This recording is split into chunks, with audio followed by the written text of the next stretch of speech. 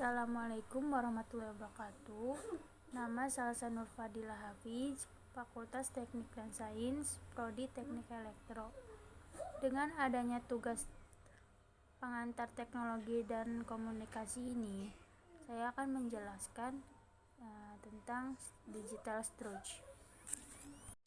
Secara umum, pengertian storage adalah sebuah perangkat digital yang berfungsi untuk menyimpan berbagai macam data digital yang dapat disimpan dalam kurun waktu yang dapat disimpan dalam kurun waktu yang tidak menentu, tergantung usia dan perawatan dari perangkat storage itu sendiri. Saat ini, perangkat terus dilakukan pengembangan, baik secara jenis perangkatnya maupun inovasi dari ukurannya. Karena perangkat storage seiring dengan bertambahnya waktu memiliki ukuran yang semakin kecil, dahulu perangkat storage besar mencapai lemari. Ini perangkat storage ketika komputer pertama kali ditemukan. Namun, bisa kita lihat sekarang perangkat storage hanya sebesar genggaman tangan.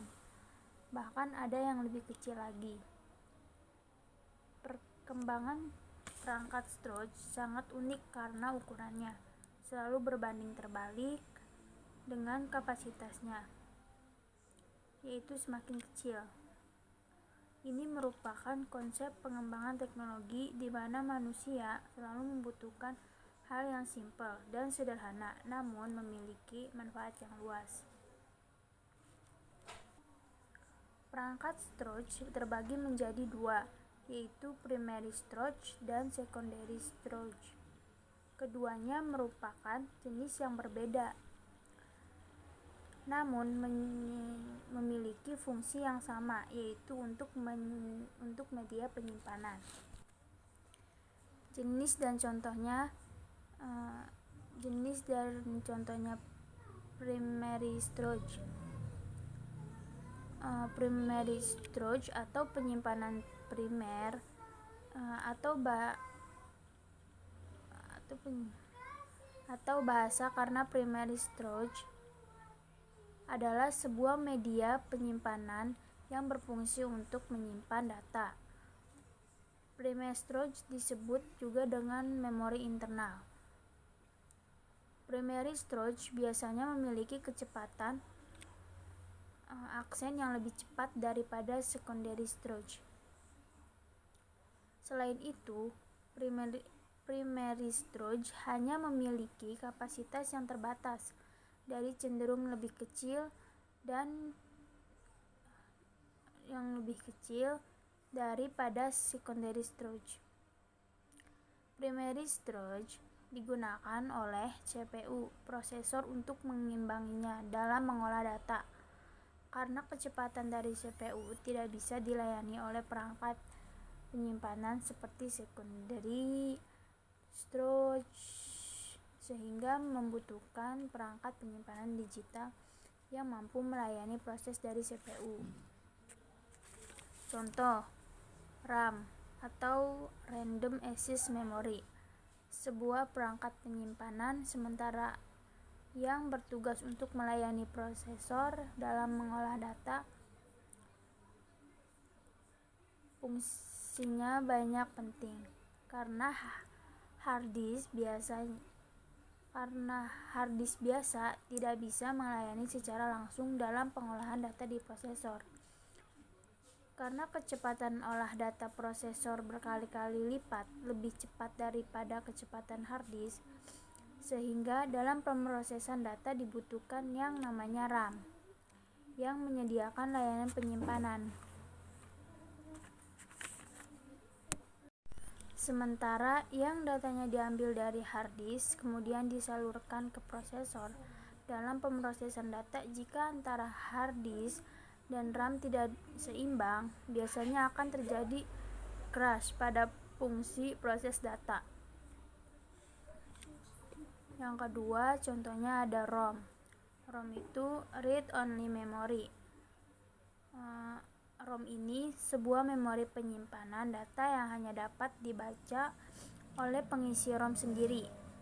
Biasanya ROM dipasang secara khusus oleh pihak pabrik. Berikut juga dengan isinya.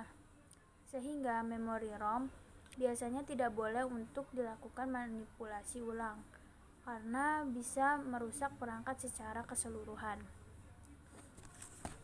Yang kedua, tadi ada primary storage. Sekarang kita ada secondary storage. Secondary storage itu jenis primary merupakan penyimpanan sementara.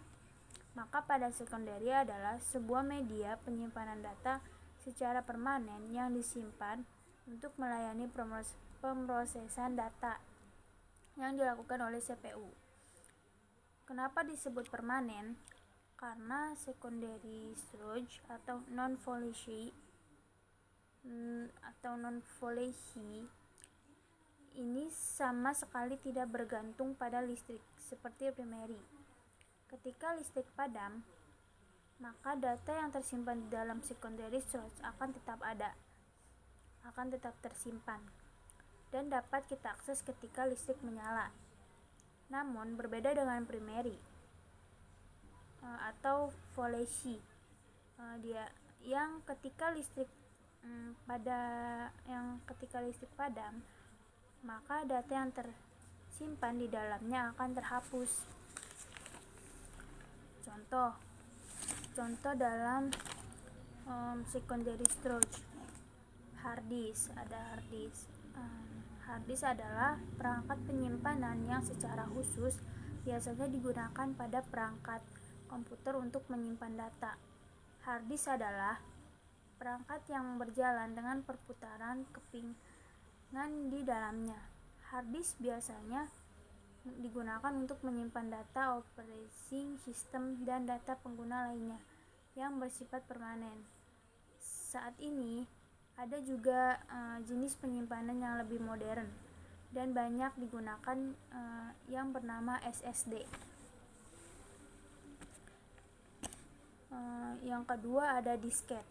Walaupun saat ini sudah jarang terlihat disket yang menggunakan disket, namun disket juga termasuk dalam kategori perangkat secondary storage yang memiliki fungsi yang sama dengan hard disk. Sebelum hard disk ditemukan, pengguna komputer menggunakan disket untuk menyimpan berbagai macam data termasuk sistem operasi. Namun ukurannya yang tergolong kecil sehingga ketika hard ditemukan, akhirnya pengguna komputer tidak lagi menggunakan disket sebagai media penyimpanan. Terus yang ketiga ada CD atau CV. CD atau CV ini sebuah perangkat penyimpanan yang sudah tergolong lama, namun sampai saat ini hanya pengguna yang masih memanfaatkannya untuk menyimpan data karena inovasi dari perangkat ini yang terus dilakukan.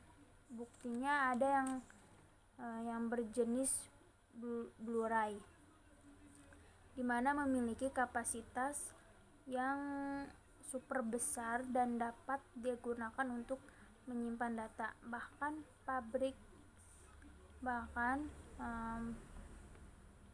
pabrikan sejenis soft pun masih menggunakan perangkat ini. Sekian penjelasan tentang digital storage. Mohon maaf jika ada kurang dipahami, mohon maaf. Mungkin lain kali atau lain waktu atau penjelasan yang lain akan diperjelas lebih dalam lagi. Terima kasih. Demikian dari penjelasan dari saya. Assalamualaikum warahmatullahi wabarakatuh.